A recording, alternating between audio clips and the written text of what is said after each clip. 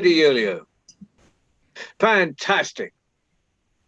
Ladies and gentlemen and assembled company, wherever you are in this world and whatever time it is, welcome to the World Storytelling Cafe. And tonight, or today, or this morning, or whatever time it is where you are, we are proud to have on again. And I say again, not again, but again, with another of magnificent Nart stories. Could you please put your hands together and welcome Dawn Ellis? Oh, thank you, everybody. Thank you. And I've been so excited to be doing this series, and I'm aware that a lot of you don't know what a Nart is. So basically, you can take this story as a universal story. It doesn't matter if you don't know a thing about what a Nart is, but for the purists among you, this is one of the stories from the Caucasus area, which is the other side of the Black Sea. If you were to go the other side of the Black Sea and make landfall, there'd be rolling hills and plains and the Caucasus Mountains in the background with their white teeth pointing majestically up to the sky. And that's the area that the Narts lived in the golden age a long, long time ago. And the Narts were superb horsemen and quite feisty, I would say, warriors, and the women gave as good as they got. But that's really all you need to know about the Narts. And what I'd like you to do is sit back and enjoy this extraordinary story called The Lady in the Flying Tower. Now, it so happened that one day a young warrior called Sosruko, who was one of the famous hero Narts, he was born out of a molten rock. He had been known to be a great archer. He'd even shot down a star from the sky, and he'd cut his teeth and become a man by slaying giants. So he was something to be reckoned with. And he was on his way back from an expedition. And he was driving before him. You can see him over there. Driving before him a herd of magnificent black cattle across the plains, coming back to the Nart village in full expectation of a hero's welcome and shouts and cheers for what he brought back, all his booty. But there was no one there to greet him. And so Sosruko dismounted from his horse and he went into the marketplace to look for the Nart elders, who were always there under the shady tree. The place was deserted, except for a small girl who was sidling away round the corner. "Oi!" said Sosruko, "where's everyone gone?" The little girl came to him and she said, "I don't think I'm meant to tell you, but the lady in the flying tower is real, and she's here and she's flying about outside the village and she's looking for a husband. And she says that the first man who can shoot 2 arrows into her tower will be her husband." Well, Sosruko didn't even wait to the end of her sentence. As soon as he heard "shoot 2 arrows into her tower," he was off. He was out of that Nart village, over the bridge, and there before him was the practice ground, the wide plain that the Nart warriors used to use to practice their fighting techniques. And going through his head all the time was, "I've got to be in time to get there. It can be no one else who shoots her down. I'm the warrior. I'm the great archer." And the sight that met his eyes, picture the sight, all the way over the plain, the whole village of the Narts was gathered there, little clusters of young men, all with bows and arrows pointing up at the sky. And Sosruko followed the direction of where the bows and arrows were pointing, and he saw the sun, and then out of the sun came a flying object, a silhouette to begin with, and as it drew near, he saw that it was a flying tower. Not a normal stone fortification tower like the Nart ones. This was a slimline, a streamlined white marble flying tower. And it swooped down over there, see? It swooped down over the heads of the archers. And as it did so, a swarm of arrows sped up from the bows all the way up towards the tower. But at the last minute, the tower swerved, shot up into the air and hid behind a cloud. Well, Sosruko got himself well planted on the ground. He took out his trusty bow and arrow. He had an arrow notched into the string, and he took aim to the other side of the cloud. And sure enough, as soon as the tower re-emerged from the cloud, Sosruko let fly an arrow straight up towards that tower, and instantly had a second arrow notched into his string, and the second arrow went almost instantaneously after the first one, and both of them hit the tower just above the door lintel. Nicely placed, thought Sosruko to himself. And the tower stopped. The tower wobbled a little bit. And then, little by little, the tower began to descend through the air, quietly, coming towards Sosruko. All the Narts gasped, as they often did when Sosruko was doing anything, came towards Sosruko, and it hovered in front of him at head height. And a voice came out of the tower. It was a voice like as clear as a bell. It was ringing like a bell. And the voice said, "The man who shot those last 2 arrows, they came from the same quiver. I choose that man. He will be my husband." No sooner had the voice finished than Sosruko was pulling himself up onto the sill of the door of the tower, and he hoiked himself in, and he bounded in through that door. Ahead of him in the tower was a spiral staircase going up right to the top, and Sosruko took that staircase 2 at a time. In front of him was another door. He burst open, and he was dazzled by the light. It was as if he was in the presence of the sun itself. For a moment, he couldn't see anything. And then he made out that there were circular walls around him. And surely the room was much bigger than the size of the tower itself. How could it be bigger on the inside than it was on the outside? And the walls were clad in a blue stone, like lapis lazuli. And when he looked up, he saw that the ceiling was of beaten silver. And he was just getting used to the sight of this room when out of the sun came a tall silhouette of a woman. And at first, Sosruko thought she must be made of light. But then as she drew closer and he was able to make her out, he saw that it was her hair.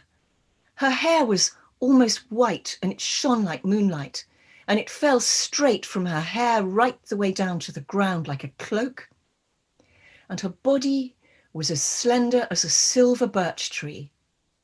And she was looking at him out of eyes that were ice blue, almost transparent. Sosruko had seen beauties in his time, especially the dark-eyed, flashing variety like his mother, but he had never seen anything like this, and his heart began to pound within him, and he began to pant.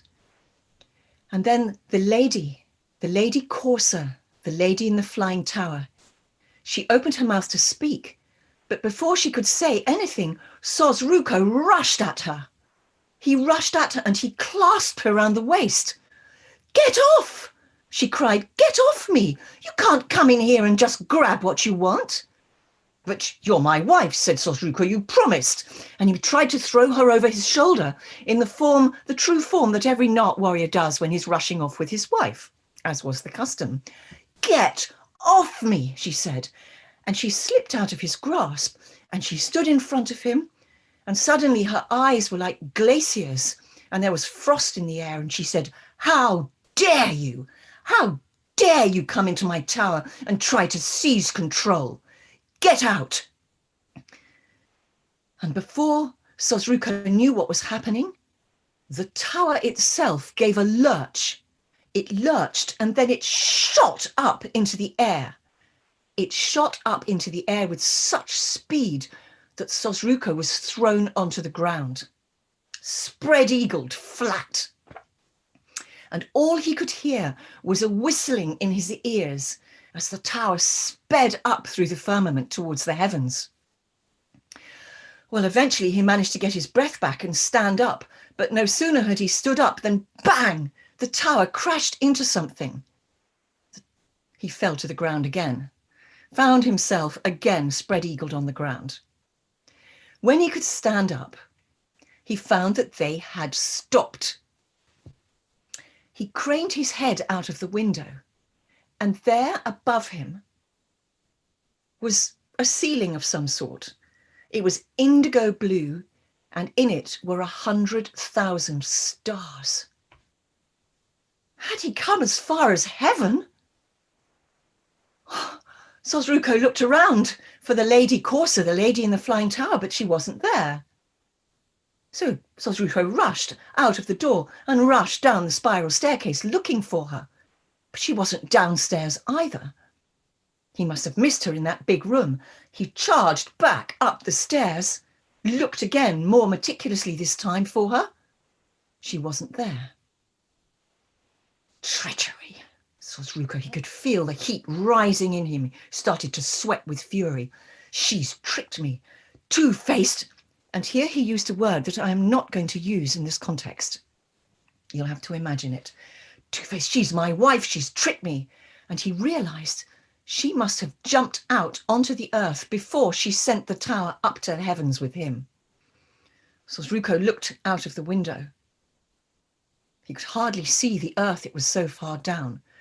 But without a second's thought, he launched himself out of the window, and Sosruko, he began plummeting down through the sky towards the earth beneath. He fell, and as he fell, he gained momentum, and soon the earth was coming up fast towards him, and Sosruko braced himself for the impact. But there was no impact. Sosruko crashed straight through the crust of the earth and began falling down, down, down towards hell itself. The first layer of hell Sosruko came to was full of mist, and he looked out and he could make out pale, almost transparent shapes and figures wandering, each one alone, calling out in piteous voices and holding out their arms towards him. But he couldn't stop because he was continuing to fall, and he fell more and down through the earth until he came to a second layer of hell. And in this layer, stretching before him as far as the eye could see, were tables creaking and groaning under the weight of platters and dishes and goblets and jugs that were filled and piled high with everything you could think of to eat, piled high on top of each other. And around the tables were diners gorging themselves on all the food. But there was a smell in the air, a rotting smell, the smell of rotting vegetables and decaying meat. And as Sosruko looked closely, he saw that there were maggots squirming out of the meat.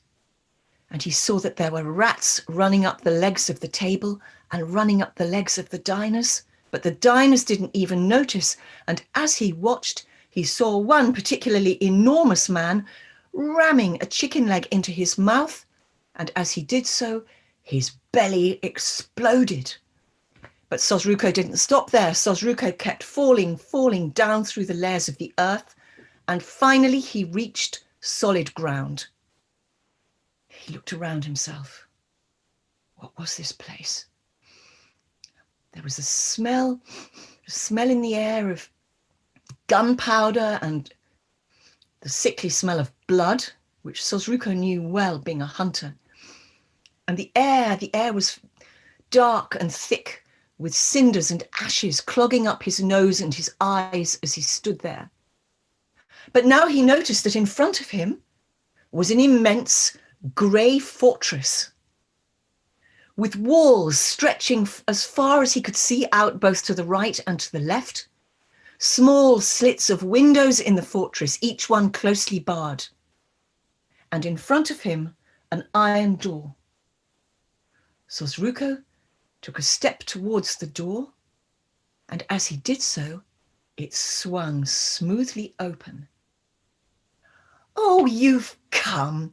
I'm so pleased to see you. You are welcome. Come in," said a very warm voice.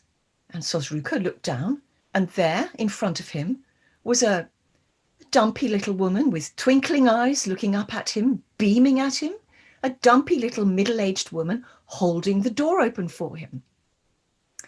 Sosruko stepped through. "You'll have to forgive the mess," she said. "There's been a bit of a rumpus in here lately. Sorry about that. They've been kicking up." And she closed the front door behind him and bolted it securely. She led him, she trotted down a long, echoing corridor. And on either side of the corridor were cells, each one barred closely. And from inside each cell as they passed, a rumpus, a roar of rage kicked up, a hammering and a rhythmic crashing was set up as they passed by. "Sorry about that," she said. "They're always a bit like that when a newcomer comes in. You know what it's like." Sosruko didn't know what it was like, and he followed her. And as they went down along that long, long corridor, every so often there was another door, and she opened and closed those doors and bolted it securely behind them. Finally, they came to a low door, opened it, and there was a cosy, neat and tidy little room lit with a crackling fire. Very cheerful little place. His hostess closed the door behind him. Sosruko turned to her finally and said, "Where am I? And if you'll forgive me, who are you?" "Oh, well," she said, "it's always a bit of a shock when you first arrive here, but I am, well, I like to call myself the guardian of this place. I don't like to say governor or warder. It doesn't sound quite nice, and it upsets the boys, and we don't want to upset the boys, do we? Because we don't want another breakout like we had last week."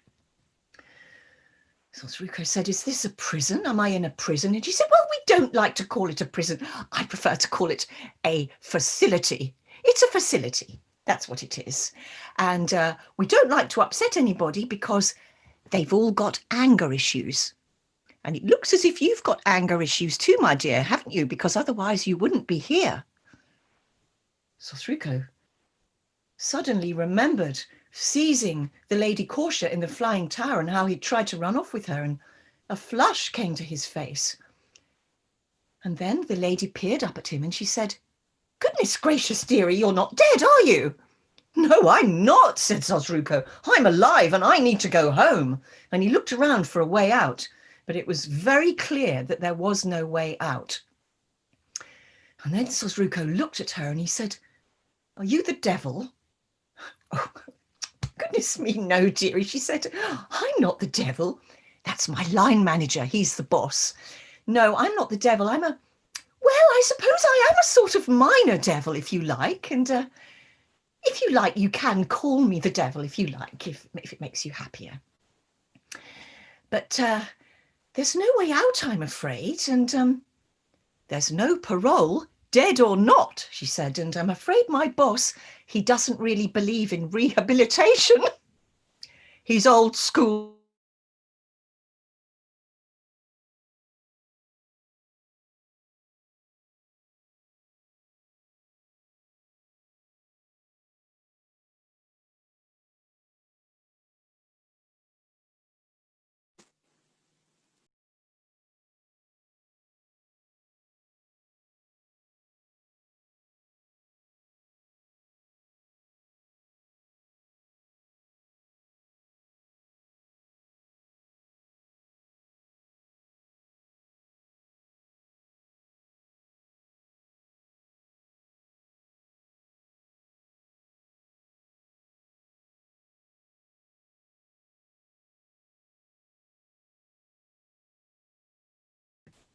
Can you hear me again?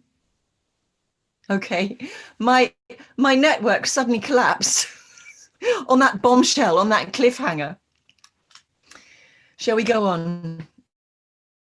Is up ready to go on? Yeah, Please do. ready to go on. Please Great. do. So Sosruko, with a sinking heart, realized that there was no getting away from that place in the normal way. And he resigned himself to staying with the devil until he could figure out a way to escape. But he was well looked after. His hostess bustled around, plumping up cushions, offering him cake. He had plenty to eat. And every day she'd come to him and say, "Can I press you to a little bit more cake? We don't want you fading away, do we? Oh, go on, have a little bit more." So he was really very comfortable. But being Sosruko, this didn't suit him for very long. And soon enough, he began to grow listless and sorrowful. And one day the devil said to him, "You're off your food, lovey, aren't you? You're not your usual self. What's up? You can tell me." Sosruko said, "I can't stand it. I can't stand not having any action. I'm a man of action. I need to be out on campaigns and expeditions." "You should have said," said the devil. "Why didn't you say so earlier? As it so happens, something's just happened. My lovely herd of white cattle has this very morning been stolen by robbers, which was very naughty of them." "Well, would it suit you to go after them?" "You won't be able to get out, you know. There's no way out of here. But I will be very grateful if you do that for me." "Have you a horse?" said Sosruko. And the devil did have a horse, yes. So Sosruko was led out to a champing, prancing black stallion with smoke coming out of its nostrils and pricked up ears. He mounted quickly and galloped off after those cattle. Sosruko galloped. He galloped through a devastated landscape. Cinders fell through the sky. There were rusting cannons. There were the skeletons of horses. There were the stumps of trees like rotting teeth of forests that had been burned to the ground.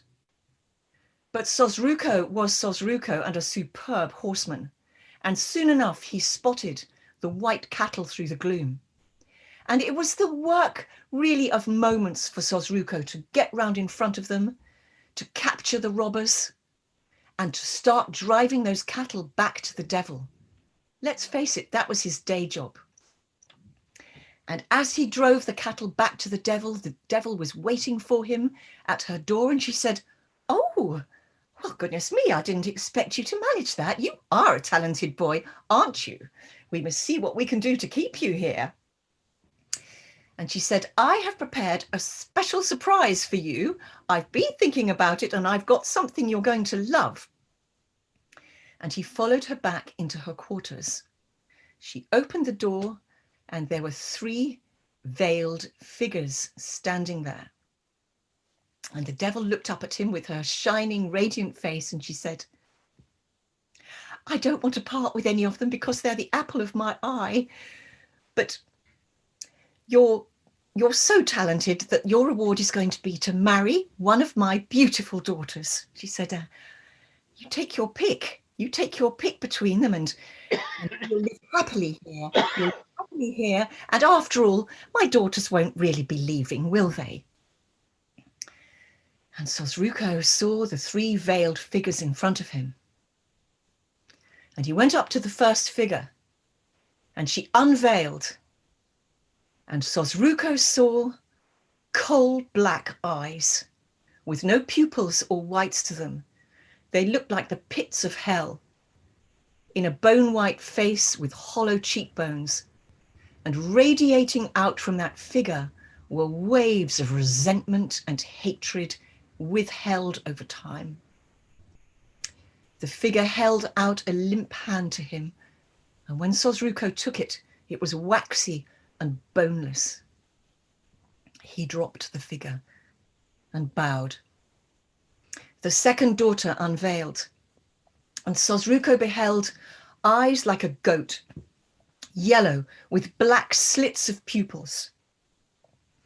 And when the daughter opened her mouth to speak, a long snake tongue flicked out and she hissed at him. When he looked down, he noticed that she didn't have any feet, just the flick of a tail underneath her cloak. He bowed.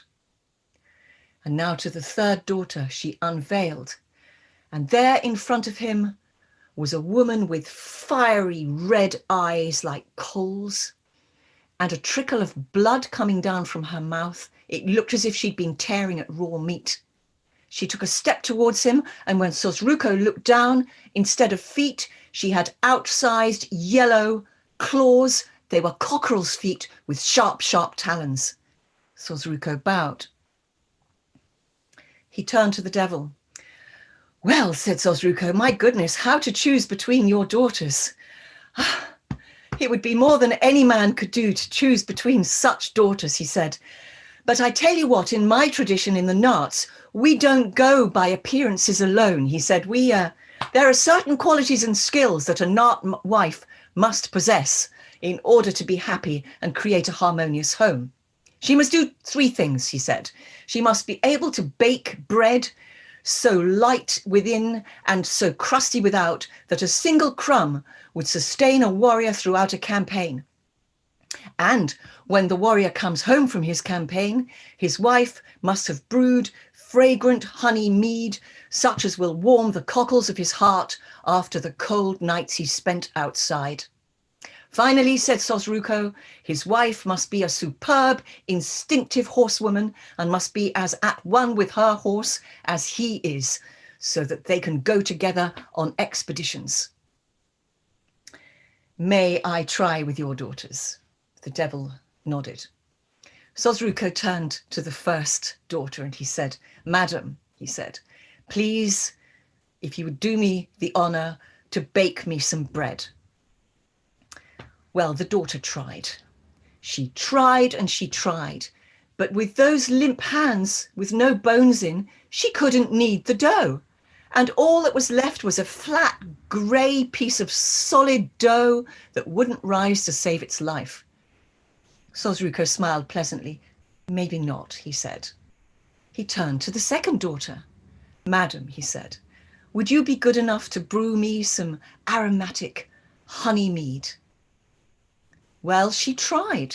She did her best, batch after batch, but every time she looked at it, it went sour.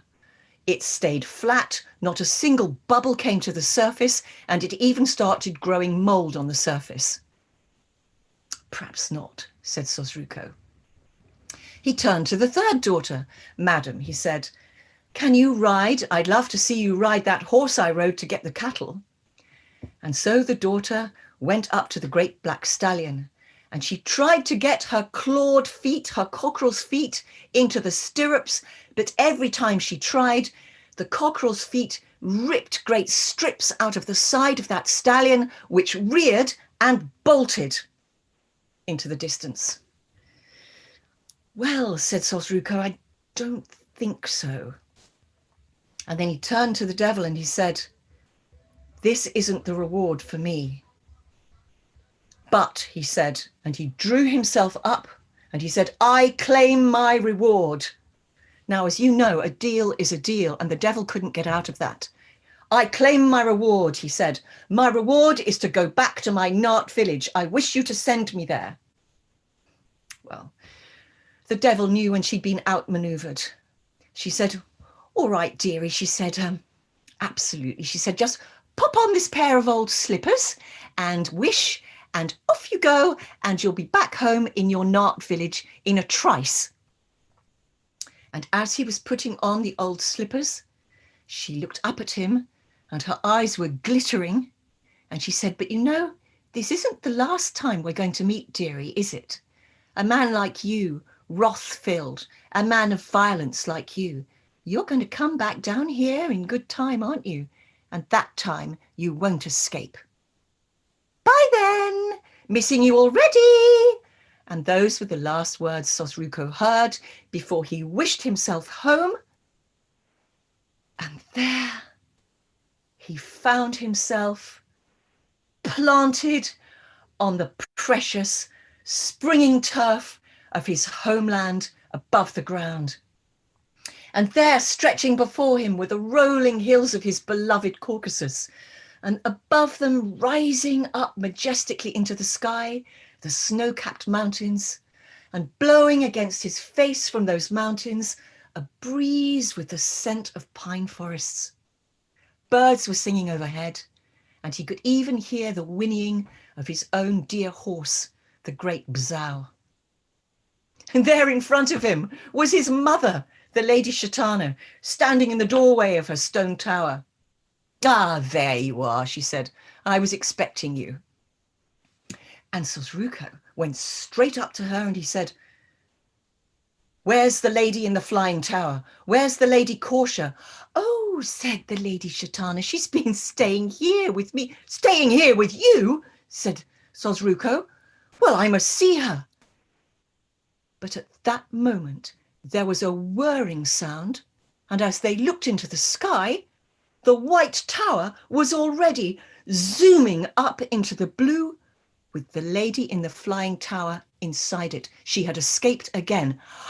I can't stand this," said Sosruko, going puce in the face. He said, "She makes me mad. She's betrayed me. She escapes me. She's gone back on her word. She's meant to be my wife. She's two-faced." And he went on ranting. "Darling," said his mother, "I understand." She said, "Of course I understand, but really, this is something the two of you have got to sort out between you." She said, "Now, how to get you up there?" She looked him up and down. "A whirlwind, I think."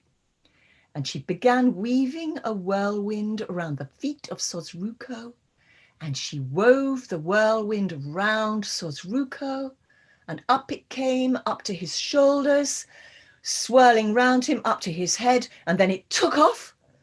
And if you looked into the sky, you would have seen a long tube of whirlwind shooting up into the sky in hot pursuit of a flying white tower.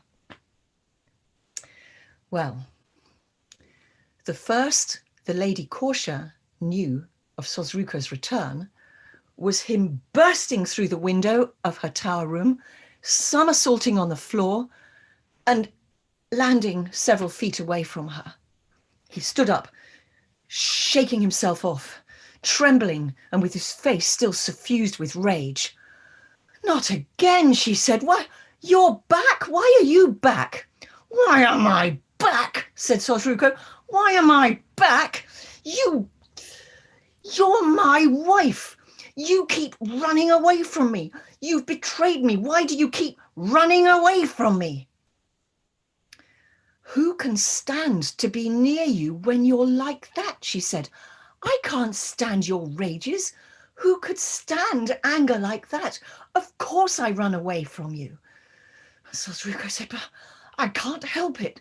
Whenever I'm near you, I'm choked with fury. You make me wild. I can't stand it," he said.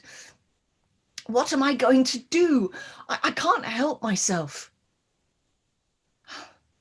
There was a silence.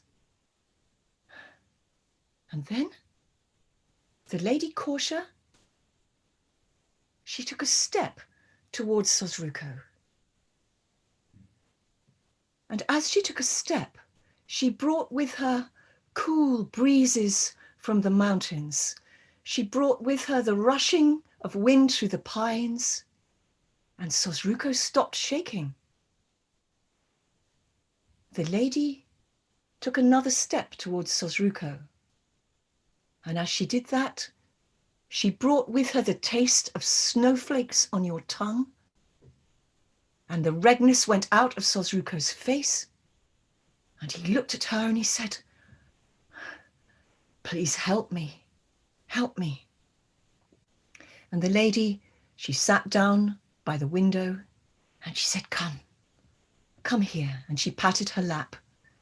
And Sosruko, he went towards her and he knelt at her feet and he looked up at her and he said, "You are my sky woman." And she said, "Yes."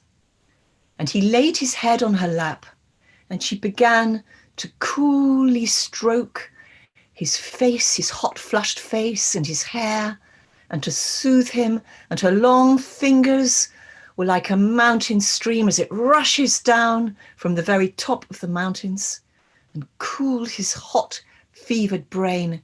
And soon the anger left him, and as he cooled down, she warmed, and a flush came into those pale cheeks. And then the lady bent over Sosruko with her curtain of moonlight hair, and she kissed him. And that is how Sosruko and the lady in the flying tower were wed. And they had their honeymoon in the flying tower. And they learned that she could cool his hot brain and he could warm her cool heart. And they had great joy in their honeymoon. And when the honeymoon was over, as it always must be sometime, they flew the tower down to the earth and they began to live among the Nart people. And Sosruko took her into his own stone tower, and he created a room for her at the top of the tower so that she could be near the sky, and so that she could always go up onto the top of the roof and be with the stars and be with the wind. And so they lived very happily together for I don't know how long, until the time came one day when Sosruko went up to visit his wife. And she was sitting quietly, looking up at the night sky, at the canopy of stars overhead. And she looked at him, and her eyes were full of sorrow. And she said, "I can't do this anymore." She said, I can't be with all the bustle and the noise and all the people constantly coming and going. She said, I'm yearning for the sky. She said, I love you, but I only really need you. She said, I don't need anybody else. I need my solitude. It's what I'm used to. And I need my space, she said. And my space is all the space between heaven and earth. She said, "Come with me, my love. Come with me back into my tower and we'll fly away together." And Sosruko looked at her blue eyes. They were no longer icy. They were the blue of a warm summer sky. And Sosruko looked at her with his warm brown eyes, and he shook his head sorrowfully and he said, "My darling, I could no more spend my life up in that wide blue space, away from the earth and everything I love, from the thundering hooves of my horses, from the game, from the feasting, than you could stay here," he said. "We must part." And she looked at him and she said, "Yes, we must part." And they said a very affectionate farewell to each other. And the day came when she left. And Sosruko walked her to the plain, to the field where he'd first seen the tower and met her. And she stepped into her tower and she closed the door, and the tower took off and rose into the air. And Sosruko waved, he waved at the tower, and it rose into the air until it was a speck. And he could no longer see that it was a tower at all. And the lady in the flying tower had gone. And when he could no longer see her, Sosruko went back. He went back to the Nart village. And he went straight to the stable and he saddled up his great horse, Bazau. And he mounted, and together they galloped off across the plains, over the rolling hills, up towards the Caucasus Mountains, on another adventure. And that is the end of my story of the lady in the flying tower.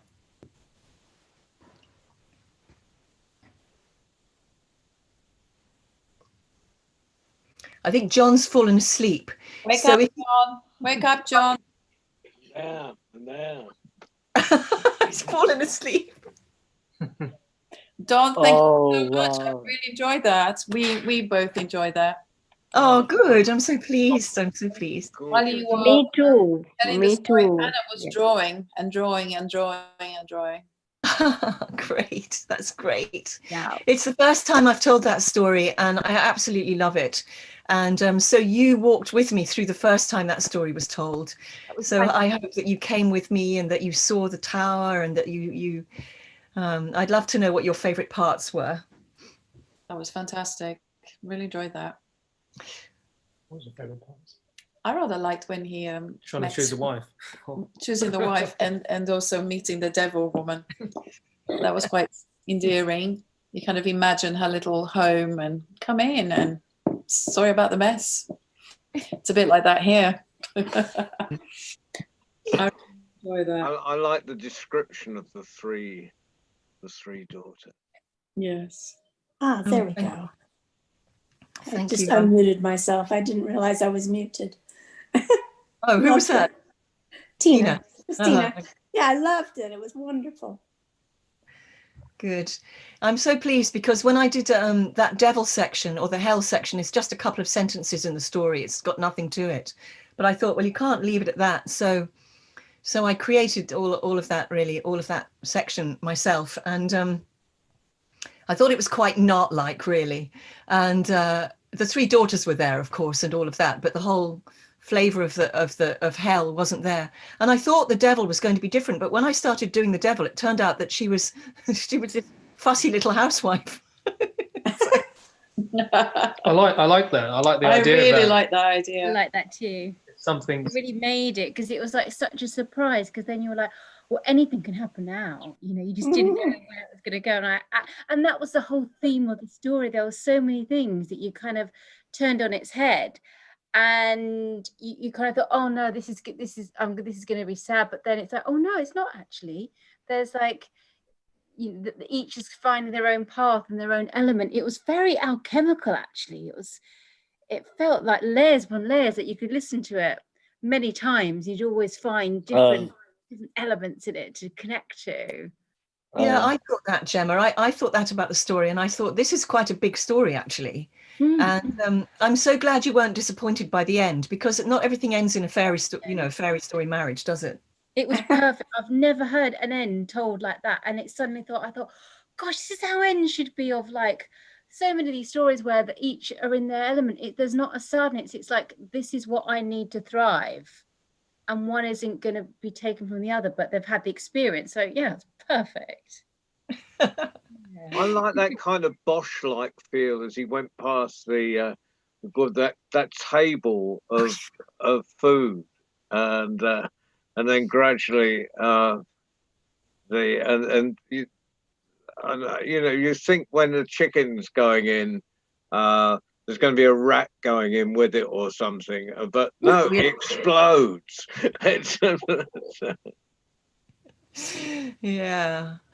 Yeah, thank you. Well, I'm so pleased. I'm really pleased that went well. Thank you, Yeah, John. really. So is next week the last of the Nart stories? Or now? Yes. So we'll have, we'll die. So, yeah, I mean, it depends what the appetite is, but there are plenty of stories to tell, and it does seem to be my mission. yeah, we'll come back. Yes. So next week, and then it'll be like those aggravating series, won't it? Where you've gone through something and you've got to wait 2 months for the next bit. Oh, they're going to be more Nart stories. Well, next week is quite an epic. It's quite a sort of epic story, which I've told before in public. So it's a little bit more known to me, but it's quite a sort of heroic, epic story next week about the how Sosruko meets his end. So it's quite interesting, actually, that next week's. But Wow. Yeah. Well, so we'll. I'll take, if it's that epic, I'll have a jug of coffee next. Yeah. A jug of something. A jug of. We'll love to hear, ma'am. It was really wonderful story. My God. Oh, I was imagining each and everything in the picture, like this will happen, then this will happen. It was too good. Thank you so much. I'm so pleased. I'm really pleased it went down well. Thank you. And I'm sorry for the internet. Do you know, I'm not used to it exactly, but it's done this before in the middle of the story. my internet provider suddenly changes. It suddenly goes, oh, you're not on your own internet anymore. You're going to be on some other internet provider. And it completely stops everything. But I hope it didn't spoil it too much. No, and in fact, because No, it was for super. months we've been listening to stuff on Zoom. Everyone just assumes, you know, we're just in a theatre with a dodgy lighting system, or you know, or the or a drunk techie. But our technicians, of course, are magnificent, Ali. Respect. We get used, you know, and it didn't take away at all. In fact, it let us get our breath back, because you're just these Nart stories. It's that leaping from one bit to another, and they're completely unpredictable. I think that has to be, and that's really unusual, because, you know, in the great pantheon of world stories, you can usually say, oh, this is like a mixture of 5 or 6 different, you know, and you can vaguely work it out, and you may be wondering which of the 6 different directions going on. They're completely unpredictable. The Nart stories are completely unpredictable. They are. They're like nothing else I've read, and to me they're like a mixture of a sort of the normal epic, you know, combined with really bizarre tribal stuff. Because once you get into tribal stories, they are very strange, and anything could happen. Like Gemma, you may remember the flying canoe. You know, so you know, there are strange things that happen in real tribal storytelling, and I think it's a bit like that. It's quite shamanic in a way. I think you've got the right energy to carry these stories. That's the other thing. And if anyone's new to the Nart Stories Dawns, this is, if we're looking at the archive of the World Storytelling Cafe.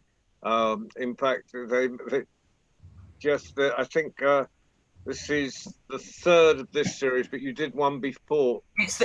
You've done 4 so far. Yeah. So including this one, there's 4 of these stories in the archive.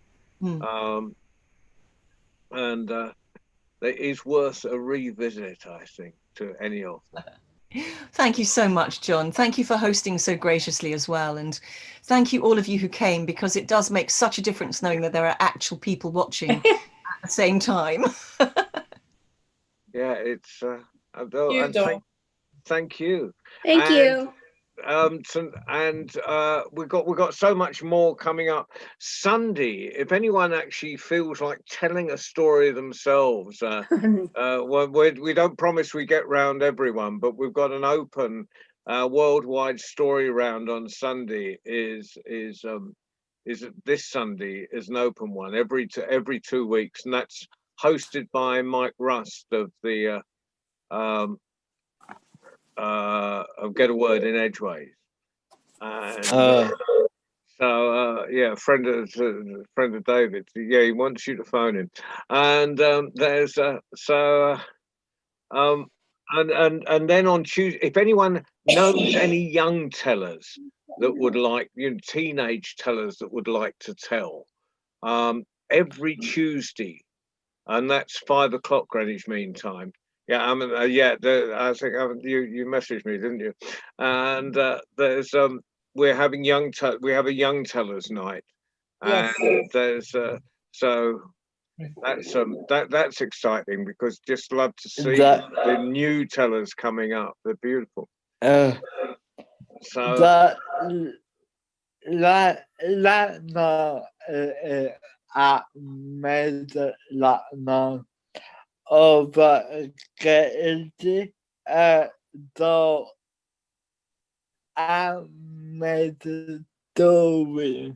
Amazing story. Yeah.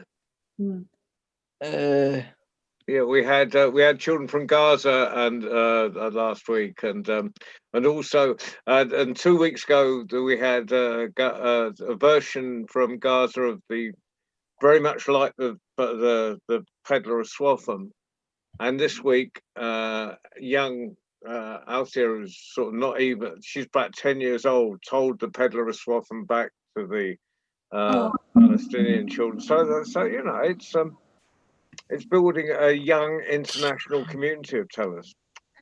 That's fantastic. Mhm. Fantastic. You are doing a great thing. You really are, John. We try.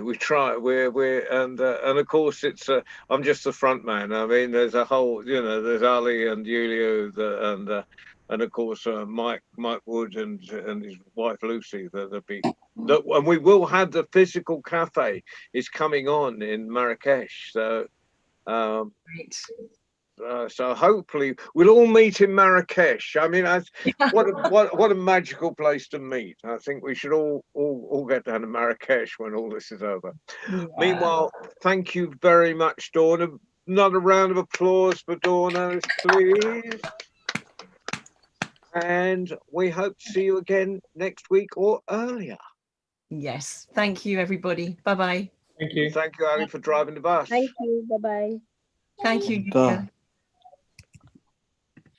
Julia. Bye, Dawn. David. John.